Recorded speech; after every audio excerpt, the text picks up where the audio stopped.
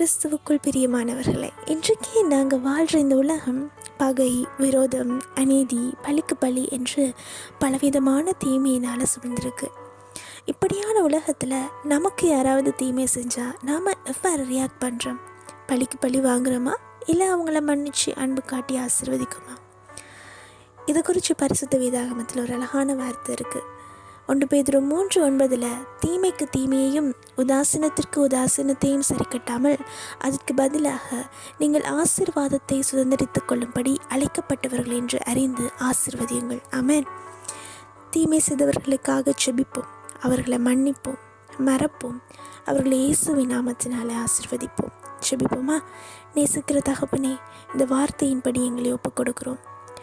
எங்களுடைய குற்றங்களை, தீமைகளை நீங்கள் எவ்வாறு எங்களுக்கு மன்னிக்கிறீங்களோ அதுபோல் எங்களுக்கு தீமை செய்தவர்களையும் நாங்கள் மன்னிக்க எங்களுக்கு உதவி செய்யுங்க.